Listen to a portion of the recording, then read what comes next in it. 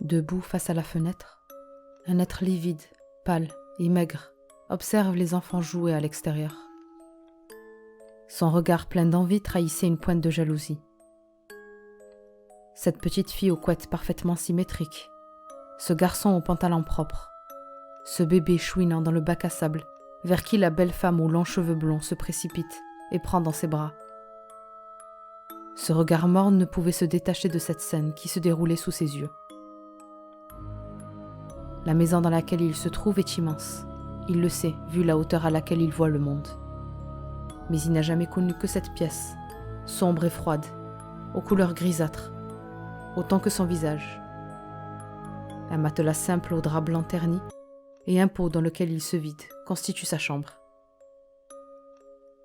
Une porte se trouve au bout de la salle.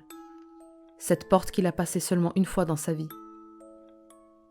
Il observe souvent cette porte, imaginant ce qu'elle pouvait bien cacher derrière. En fait, il sait ce qu'il y a derrière. Des escaliers. Des escaliers que le monsieur au poil blond monte tous les matins, un plateau à la main. Chaque matin, à la même heure, il entr'ouvre la porte et passe son bras pour déposer ce plateau. Il ne parle jamais. Il entre à peine dans cette pièce aux poutres au bois apparentes. Son visage, le jeune homme tout frêle n'a jamais réussi à le voir concrètement. Il ne voit que ses longs poils blancs. Dans ses plus lointains souvenirs, ses poils étaient foncés et son visage lisse. Maintenant, il est tout fripé. Ce matin-là, en observant les enfants jouer dans le parc, il entendit les escaliers grincer. Il déplaça le pot plein devant la porte et s'en retourna près de la fenêtre qui reflétait sa face. Les enfants s'amusaient toujours autant. La petite fille sur la balançoire, le garçon sur le toboggan, et le bébé qui ne pleurait plus, tendrement dorloté dans les bras de sa maman. Maman, oui, sa maman. Il en avait un vague souvenir, lointain, de courts cheveux bruns, un peu comme les siens.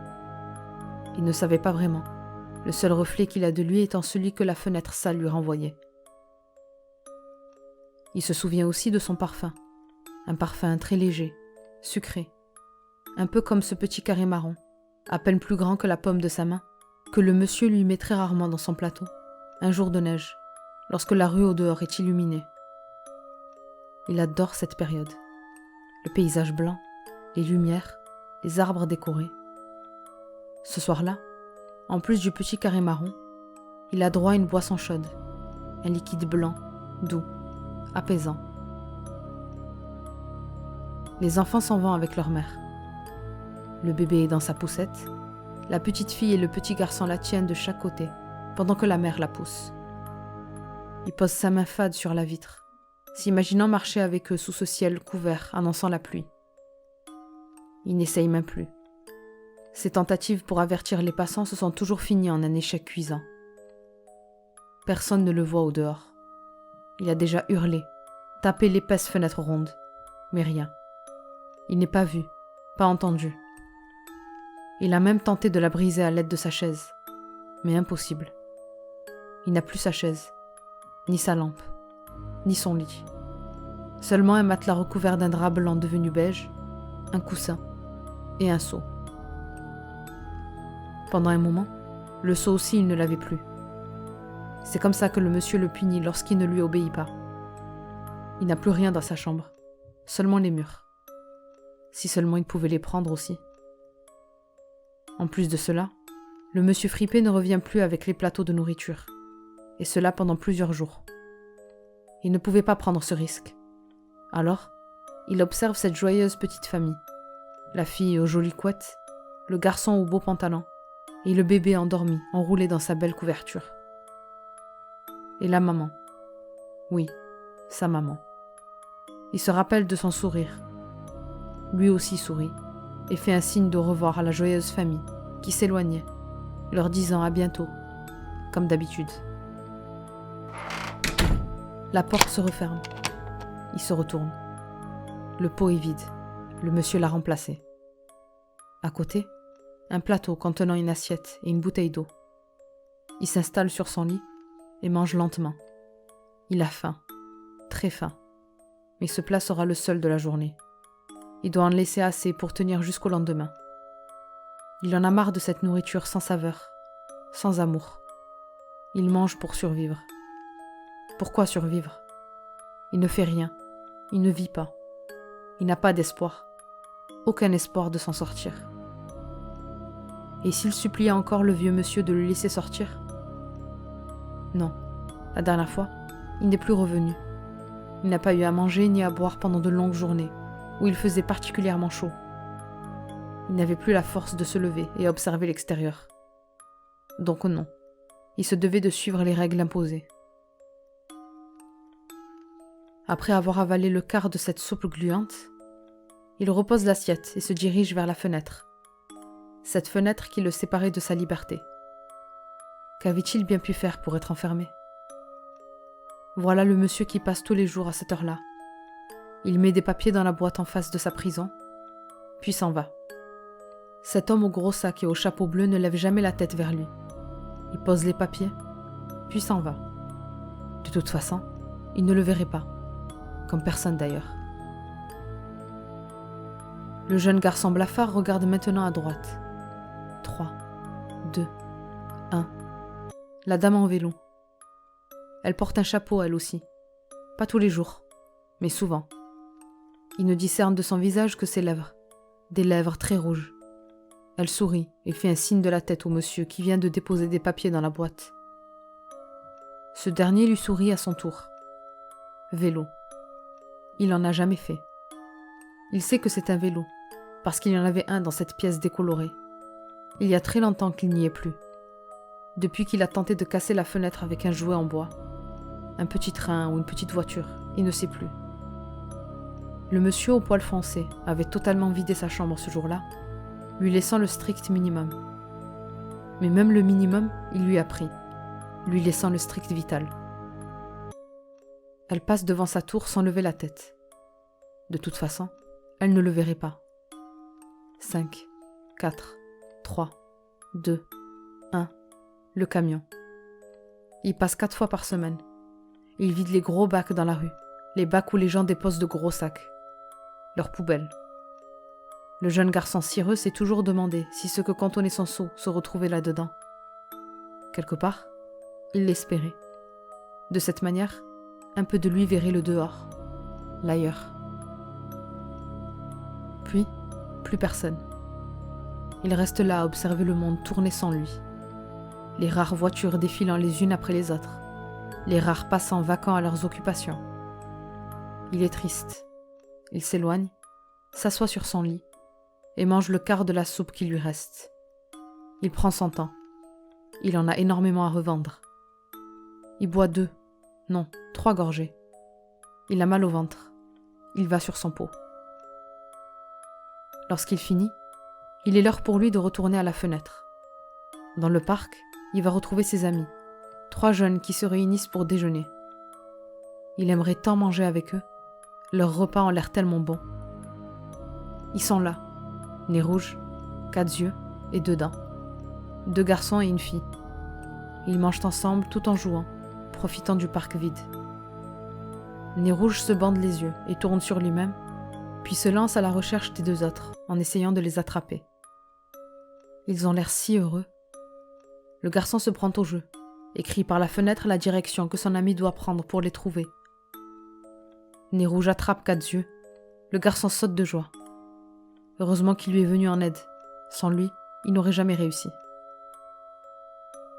Il continue à les observer de ses yeux vitreux, lorsqu'une silhouette féminine fit son entrée dans le parc.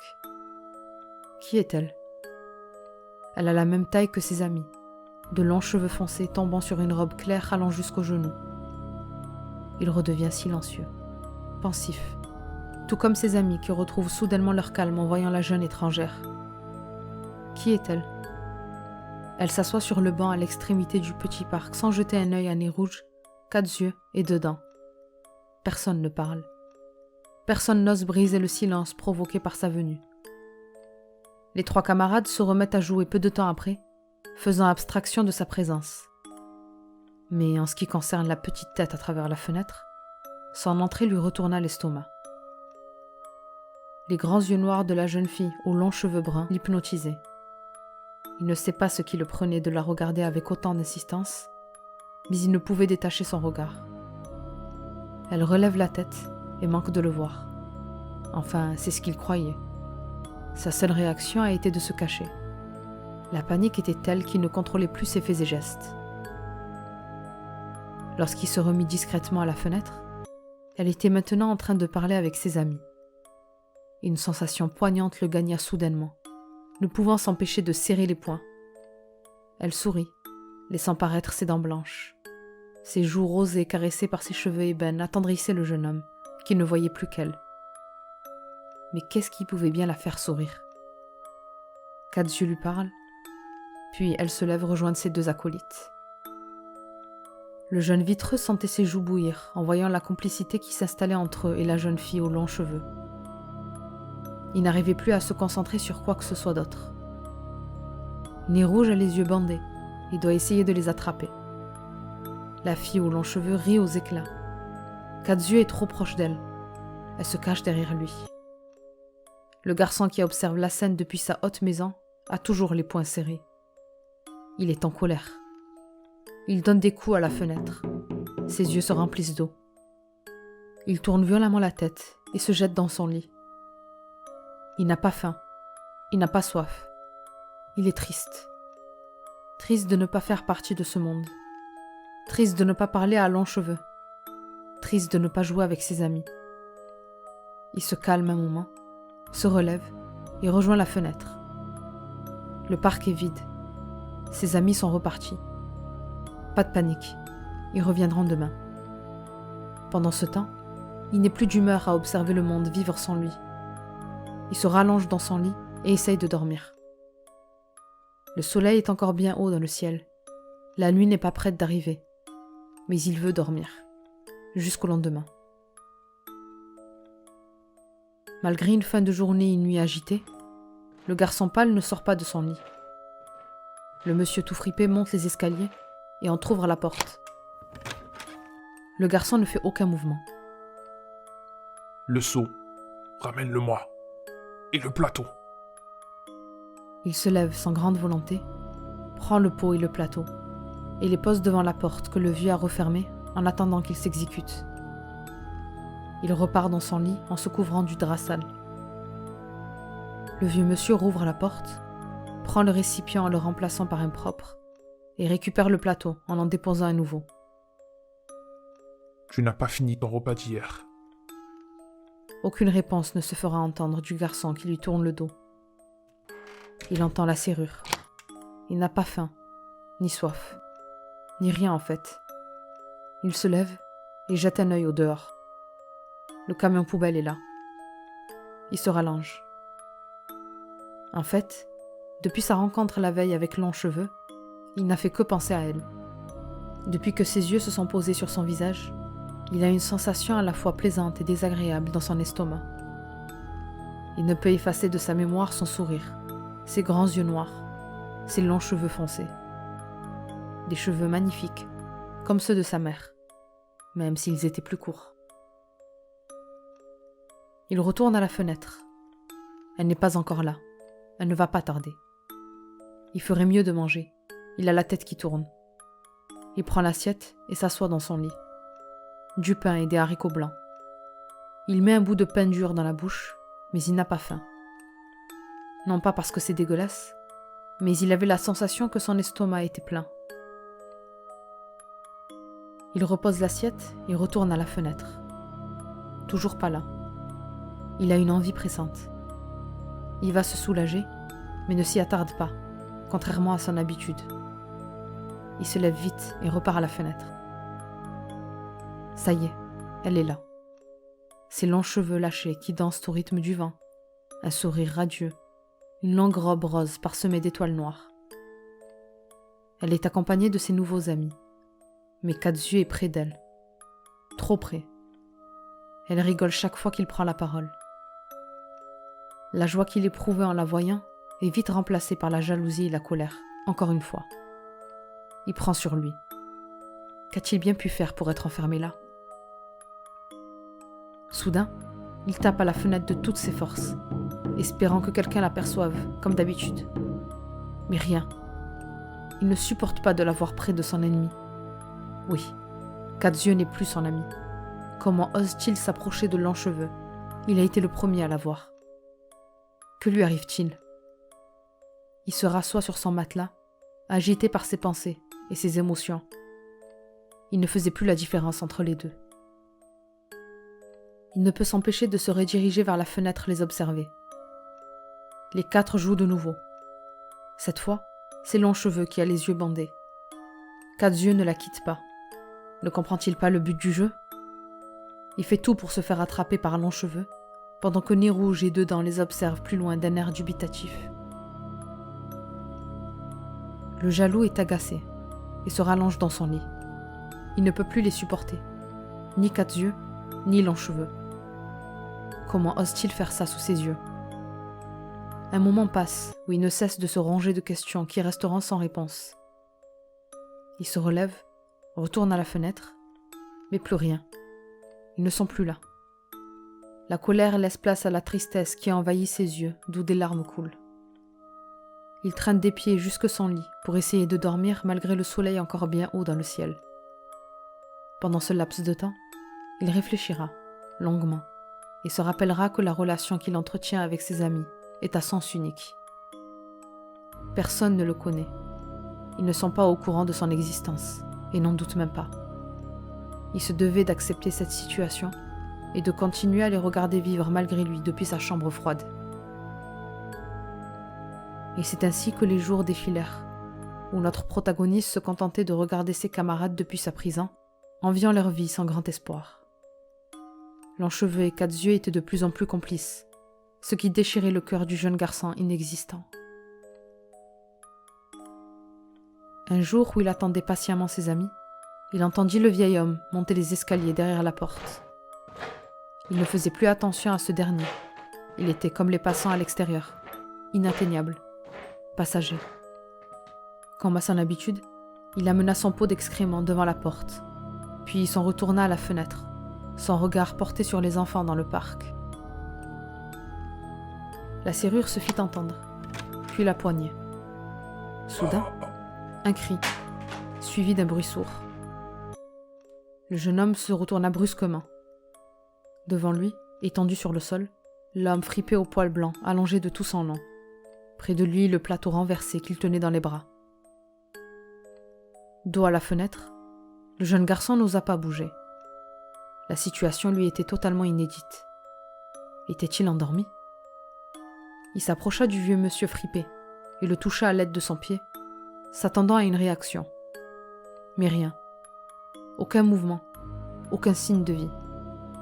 Il s'accouprit près de sa tête et approcha son visage du sien. Il put percevoir une respiration lente et lourde. Il se releva immédiatement et se précipita vers la fenêtre, persuadé que l'homme était sur le point de se lever. Mais de nouveau, rien ne se passa. Il était immobile, comme lourdement endormi. Le garçon pâle ne savait pas du tout quoi faire, jusqu'à ce qu'un détail qui lui avait jusqu'alors échappé lui sauta aux yeux. Il voyait les escaliers. La porte était grande ouverte.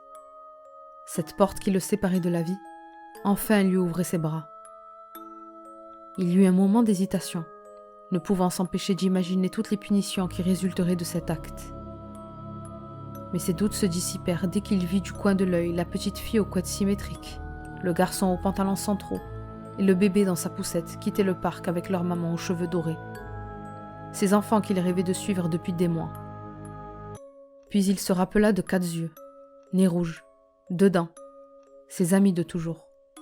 Enfin, il pourrait se présenter à eux. Surtout à elle, Longcheveux. Il lui parlera enfin, jouera avec elle. Ni une ni deux, il prit son courage à deux mains et se dirigea vers la porte en enjambant l'homme à terre. Il descendit les escaliers sombres lentement jusqu'à atteindre une seconde porte qu'il ouvrit sans grande peine. Un long couloir encore plus obscur s'offrit à lui, donnant sur plusieurs portes, qu'il ouvrit les unes après les autres. La première donnait sur une chambre où se trouvait un lit, comme le sien, mais plus haut et propre. une grande armoire contenant d'autres pantalons et t-shirts, aux longues comme aux courtes manches, mais très colorés. Une grande fenêtre donnant sur le parc. Un objet a attiré son regard. Il s'en approcha lentement, curieux. C'était lui que reflétait ce miroir. Mais ce qui l'intriguait, ce n'était pas son visage, mais les photos accrochées tout autour. Une femme aux cheveux courts foncés, un sourire rayonnant aux lèvres. Sur chacune des images, elle était avec différentes personnes. Il regardait avec insistance ce doux visage, lui rappelant chaleureusement quelqu'un qu'il avait déjà vu il y a très longtemps. Ses yeux se posèrent sur le reflet de sa face et remarqua sa ressemblance avec elle, malgré ses yeux cernés, sa peau très blanche et ses joues creusées. Maman. Il sortit de la pièce et ouvrit une autre porte qui donnait sur une chambre plus joyeuse, colorée de toutes parts, avec un lit cabane au fond. Il vit un petit train en bois posé sur un des meubles et se précipita pour le prendre dans ses mains. Ce petit train qui n'était devenu qu'un vague souvenir, presque un rêve lointain. Il souriait à en perdre la froideur de ses traits. Les souvenirs enfouis au plus profond de son être ressurgirent un à un en posant ses yeux sur chacun des jouets entassés dans cette chambre. Ce n'étaient pas des souvenirs clairs, mais plutôt des sensations, des sentiments, de la nostalgie. C'est ici qu'il a grandi avec cette femme dont le portrait était partout. La douceur de son sourire lui procurait un pincement au cœur chaque fois qu'il posait les yeux sur elle. Malgré la volonté de rester plus longtemps, sa soif de découverte lui fit quitter la pièce pour rejoindre le rez-de-chaussée. En bas des marches, encore une porte. Une grande porte en bois. Une dizaine de serrures décoraient l'imposant accès. Il oublia carrément de visiter le reste de cette maison à la vue de cette porte. Il réussit sans grande peine à la déverrouiller, notamment grâce à une clé laissée dans la serrure. Il sourit. Il avait pris quelques couleurs depuis qu'il avait quitté sa prison. Tirant doucement la porte vers lui, il fut illuminé au point de se couvrir les yeux de sa main osseuse. Sa vue n'était pas habituée à autant de clarté. 2 marches s'offraient à lui, finissant sur un terrain plat à la pelouse non entretenue, aboutissant à une barrière en bois abîmée. S'y trouvait aussi la boîte dans laquelle le monsieur au chapeau bleu posait presque tous les jours des papiers. Le garçon coloré n'en croyait pas ses yeux. C'était bien ce qu'il observait depuis tout ce temps, enfin à portée de main. Il courut sans se retourner, jusqu'à passer la barrière qui délimitait le petit jardin. Enfin il le voyait, de l'autre côté de la route. Le parc de ses journées. Le parc où la maman, la petite fille, le petit garçon, le bébé, 4 yeux, nez rouge et 2 dents passaient leur temps tous les jours. Les longs cheveux. Oui, longs cheveux. Enfin il pourra l'approcher. Il traversa aisément la rue pour atteindre le parc. Il était plus grand que ce qu'il croyait. Il jeta un œil à sa maison. Un frisson lui parcourra le dos. Parmi le voisinage, elle était la seule à être aussi sombre, aussi froide, sans vie. Sa fenêtre était vraiment très haute. Pas étonnant que personne ne pouvait le voir. Il savait que ses amis ne tarderaient plus à venir. Il s'assit sur un des bancs, guettant leur arrivée. Il essayait de s'imaginer leur rencontre, puis il fut pris par la crainte. Car si lui les connaissait, eux ne l'avaient jamais vu. Il les entendit approcher, et dans un mouvement inexplicable, il sauta se cacher derrière un buisson. La peur avait pris le dessus. Son cœur battait à en rompre les côtes. Il entendit la barrière grincer et des rires résonner. Et il resta là, silencieux et craintif, pendant que ses amis vaquaient à leurs occupations. Il jouait sans imaginer une seule seconde qu'un garçon chétif était caché à quelques mètres. Le même garçon qui les observait depuis toujours, tout en haut de la grande maison bizarre. Ainsi passa plusieurs minutes, durant lesquelles le garçon pâle ne bougea pas d'un pouce, tendant l'oreille, s'imaginant ce qu'il faisait, car incapable de les voir sans se faire remarquer. Au bout d'un moment, il entendit de nouveau la barrière grincer, sonnant ainsi la fin de son cache-cache. Il se leva vite, espérant jeter un dernier regard sur son groupe d'amis.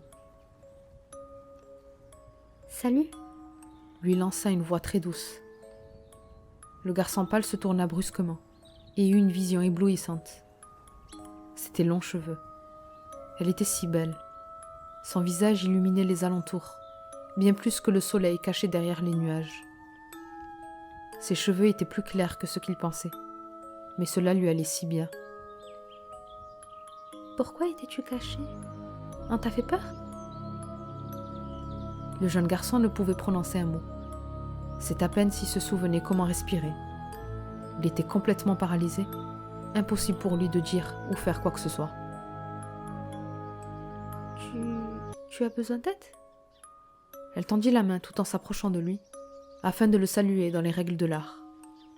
Il voulait la prendre, sa main, la sentir, mais il ne contrôlait plus son corps. « Moi, c'est Jenny. Et toi ?»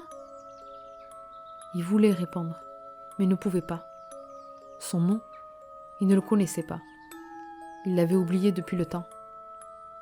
Le vent s'élevait, apportant avec lui l'odeur de la douce Jenny jusqu'au nez du garçon, son odeur envoûtante lui caressant les papilles. Ses yeux se fermèrent et sa bouche s'ouvrit en grand. La fille aux longs cheveux retira sa main en reculant tout doucement. Il rouvrit ses yeux dilatés et s'avança lentement vers elle, la bave dégoulinante de son énorme gueule qui ne cessait de s'agrandir. Jenny tomba à la renverse en voyant le garçon à la bouche aux nombreuses rangées de dents pointues. Elle n'émettait plus aucun son, sous le choc face à la créature à la gueule béante. Il la déchiqueta sur le champ, en commençant par lui arracher le cou, lui coupant au passage les cordes vocales, puis les bras, puis les jambes, jusqu'à ce qu'il ne reste d'elle que ses longs cheveux sur le sol boueux. Il s'allongea près de ses restes, tenant dans ses mains les longs cheveux maintenus ensemble par le cuir chevelu ensanglanté. Un cri le fit se relever instantanément. Le monsieur tout fripé. Il était devant la grande porte en bois de la vieille maison. Il s'était réveillé de son sommeil. L'homme le rejoignit difficilement en se tenant la poitrine, les yeux écarquillés. « Caleb, qu'as-tu fait ?» Le vieux monsieur sortit de sa poche un petit objet et l'approcha de son oreille, la main tremblante. Puis il se mit à parler tout seul. Ça a recommencé. Une petite fille. Non, je n'en suis plus capable. Depuis Alicia, il n'a jamais fait de mal. Il ne peut pas se contrôler. C'est dans sa nature. Il n'est pas humain. Jamais. S'il apprend son existence, ce sera la fin de notre monde. Je ne sais pas ce que je dois faire. Aide-moi. Je sais, oui. C'est mon petit-fils. Tu sais bien que j'ai déjà essayé de le tuer. Et pas qu'une fois. Mais rien n'y fait. Il n'est pas comme nous. J'ai pu le canaliser un temps avec le mélange que tu m'as préparé et que j'ai mis dans ses repas. Mais ça ne suffit plus. Oui, je sais. Alicia l'aimait plus que tout. Elle m'a fait promettre de ne jamais lui faire de mal. Mais cette chose mènera à notre perte. Je n'en peux plus. Je suis dépassé. Tu peux m'aider alors ? Merci. On sera là demain. Il rangea l'objet et tendit la main vers le garçon écarlate en lui demandant de le suivre. Mais ce dernier fit un pas en arrière. Malgré les menaces du vieil homme qui n'avait plus aucune patience, le garçon qui tenait toujours les cheveux dans sa main refusait de l'approcher. Pas le lit, pas le seau, pas les murs, pas la fenêtre. Le vieil homme bondit sur le jeune garçon, mais le petit était bien trop agile et rapide pour un homme aussi âgé. Son petit-fils se mit à courir, fuir, longtemps, sans jamais se retourner, les cheveux de sa belle suivant le mouvement de ses bras déchaînés, avec lui pour toujours. Il entendait en fond cet homme, son grand-père, qui hurlait à plein poumon qu'il le retrouvera, avant que sa voix ne se perde dans le bruit de la liberté.